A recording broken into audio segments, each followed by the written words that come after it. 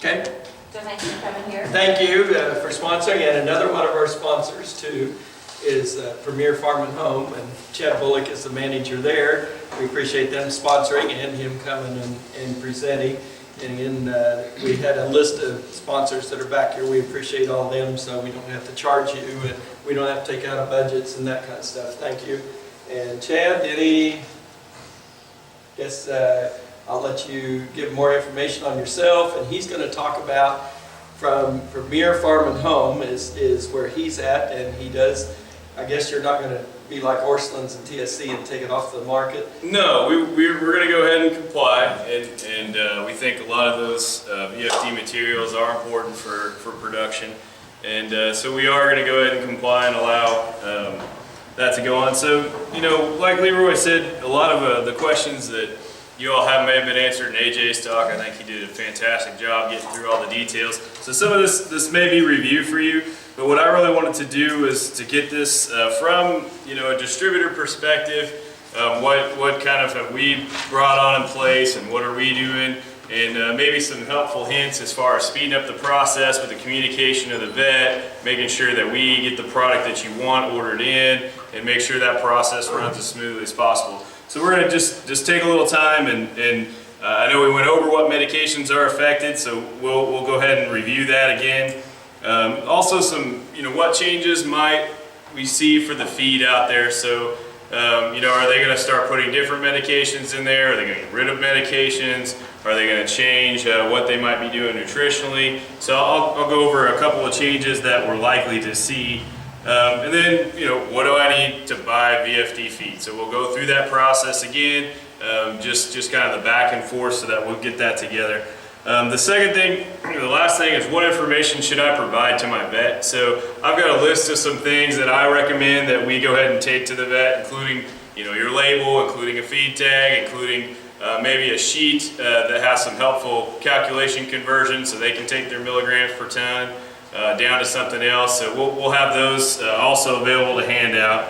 And then we'll also want to review the steps to acquire the VFD. So just when it's all done, we'll just kind of go through those steps one more time so that way we can streamline this process as much as possible. I think that's probably the biggest take-home message as far as my perspective as a distributor, is that you'll definitely want to streamline this process so we're not waiting until we have animals lined up at the bunk to try to get a VFD. Let's go ahead and plan ahead, take the time to get those things accomplished, and we'll kind of go over that as well. So what medications are affected? Rumensin and Movitec, so we talked about those feed efficiency gains, you know, the use of Aeromycin for something like that. We have two excellent alternatives in Rumensin and Movitec, and they are not affected by the VFD. So I think those, you'll also start seeing Rumensin, I think, in milk replacer, as we've already talked about a little bit. Milk replacer is a feed. So Aeromycin and Terramycin are both affected by this, as AJ went over. So those will require a VFD. And I do have some printouts of a sheet here so that you guys can look at. It's just a quick sheet that has everything you can think of that you might use as a producer, and do I need a VFD or not. So one of our feed suppliers came up with that for us. It's just kind of a quick, handy sheet so that you can tell if you're in line and this is something that is going to be a requirement, or if it's something, you know, maybe I don't want to use this one and I'll just use this one instead. So I don't have that VFD requirement. So I do have some of those that might speed up this process. So Decox or dequatinate, that's one that we often use for an anti-coccidiosis medicine. So it's a preventative that we'll put in a lot of weaning or receiving rations. So that is an excellent alternative, and we'll kind of talk about that going ahead in the feed side of stuff.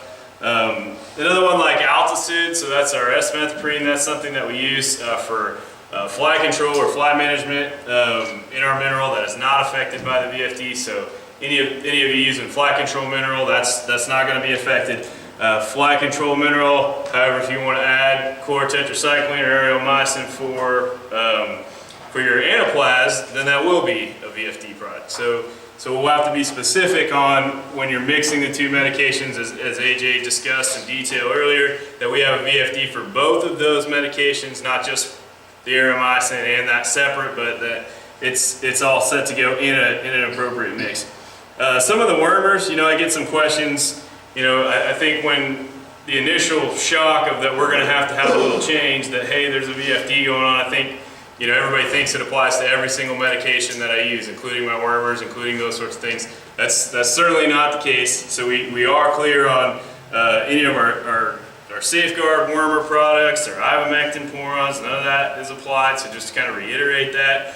Antiprolium, so cord, so those of you who have weaned calves that had the misfortune of running into coccidiosis, that treatment will still be available for you without a VFD. Thailand will need it. Neomycin, the only thing I have that has neomycin and oxytetracycline in it are a kind of a combo product and a milk replacer. So there is a scour guard additive that you can add to your milk replacer that will be a VFD product that you can kind of bring back those prevention of scours or treatment of scours type labeling will be available too. Sulfamethazine, yes. And what about injectable meds? We went over that. Nope. So you still, if you have a sick animal, you're going to be able to come in, get some LA200, do a quick rescue treatment, and give it a shot. Maybe buy you some time so you can get a vet out there or something to that effect. So that's still available to you. So I don't want you to think you got to sit there and watch an animal pass away in front of you and you just can't do anything. You can't get a vet out there fast enough. You do have a little bit of rescue treatment available with injectables that are labeled for that. So what changes to feed white we see? I think I would look for changes in the feed mixes that you're buying. So whether or not it's the finished feed that you're going to get from me or your grinding mix producer, there's going to be changes in those concentrates, changes in those setups because of this VFD. And one of those changes you might find, here's an example of one that has changed that we know about. I carry a weaning supplement called Purina. It's a Stress Care 5, so it's a 5 pound per head per day rate that you would feed to them, and it had sulfamethazine and aromycin in it. So both of those are now a VFD product, for example. Now when the label comes out, you're going to find that it has Decox in it, or Dequatinate. So you're going to find these feed companies starting to change the labeling of their products or changing the medication that they use. So when you know it as Stress Care 5 and you walk in and get it, it may have required a VFD, but they're going to change it so that by standard, you're going to walk in and not require one. So I think you should look for that, especially if you are relying on that medication as part of your program. I think it's important that you look at those and have kind of a heads up that, hey, something's changing and it may not be covering what you think it's covering when you're purchasing those products. And you may see, a shift to nutrition to reduce sickness at the time in weanings. I've already seen a little bit of marketing out there where they're talking about, certain additives that would help or certain things like that. A lot of the premium starter rations have always had those in there or a form of those in there. A couple of examples of those that you might see as alternatives to using VFD stuff. They might use like a yeast culture or Diamond XBB yeast. And what that does is that issues an immune response inside the cows or calves and perks them up and but there's no negative effect from it. So it just kind of wakes up the calf's immune system. Also, Zenpro has an Availafor organic trace minerals. So it has 4 trace minerals that are important to immune response. So that's going to be something that you'll probably see show up more. Most of your premium, type feeds that we would sell rather than a grind and mix operation, but sacked feed or something like that, will already have these kind of bells and whistles in there. But you might see, your old standard feed out there suddenly be marketed new with some of these products in them. So just be aware of that. It's not a replacement for medication, but it is an alternative method to maybe getting less sick animals out on the farm. Okay, so what do we need to do to buy a VFD? So we've already went over this in detail, but I think this is good to review because this is what I need as well. The VFD needs to be issued by a licensed vet. So it can't be somebody that was retired or someone that you knew once upon a time. It needs to be a licensed vet in our area. And the VFD must not be expired. So the first thing I'm looking at when that piece of paper comes in front of me is this a valid date on a VFD? So you can't keep your old VFDs and then just keep making copies and bringing them out there. It's not going to work for us, unfortunately. So you're going to have to take time and make sure that we have a valid VFD and it's not expired. And you must request the exact product on the VFD.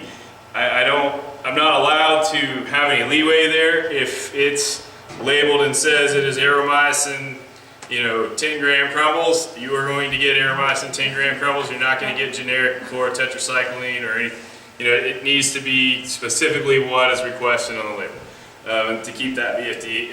And I don't know whether I'm pretty sure that's a requirement. If not, that is going to be our process as we go on, that it's exactly the product that we're looking for.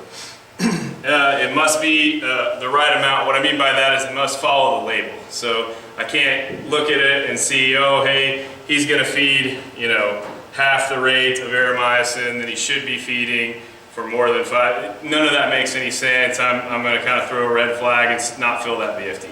So it does need to be the right amount according to the label, so that we get exactly what is required based on that. And then we also must provide a copy for us for the records. We at this time are doing all hard copy stuff, so if you would like us to scan it and give you an electronic copy or make a copy for you, we are willing to do that. But at this point, we're accepting the signed copies from the vet and going in that direction. I think that's been as far as I know, I think that's going to be the easiest way to keep track of it. There are some services that the veterinaries are using, and I have already received one of those that have the electronic signature verification.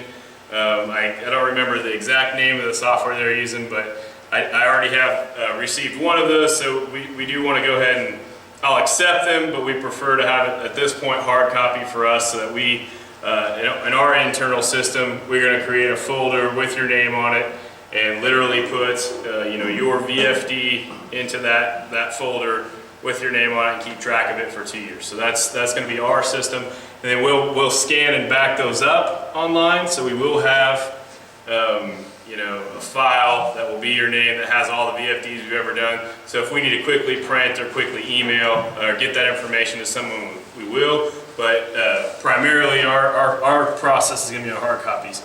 And I think one of the biggest things that this should teach us is that we definitely need to plan ahead. So the items may not be in stock. So you may come and request something from me, but I don't know how many of you are going to request it. Now that the VFD has changed, some of the products are changing. There's some alternatives. Maybe that alternative is going to become more popular. So I don't know how much to stock. So we are going to stock some things. We are going to stock your standard Aromycin 10 gram crumbles. Probably going to do some 50 gram as well. We'll probably also have some 5,600 gram Aromycin mineral, some anaplasma mineral on hand.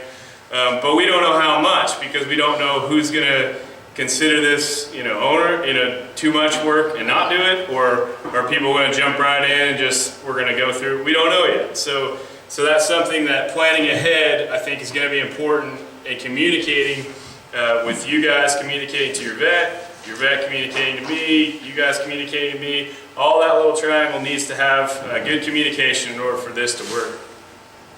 So it may take as long as 2 weeks for me to get something in, and that's not good. When you guys are wanting to get something done immediately, it may take a week for me to get it, and then in turn our distributors aren't necessarily stocking as much. So the manufacturers of the feed aren't sure either, so they're not making as much, and then I'm not sure, so I'm not buying as much, and so you have this kind of we're not sure part in the supply chain that you all need to be aware of when you're getting started to do this. So and I also will, as far as our process goes, we will fill the VFD then and there, and that's it. So if you come in and it's 30 bags of anaplasma mineral is what's you've got for the next 3 months or whatever, and you're going to buy that 30 bags, that's a one-time shot as far as our system goes. We're not going to open ourselves up to keeping track of records for, did you take 10 this time and 10 the next time or that sort of thing.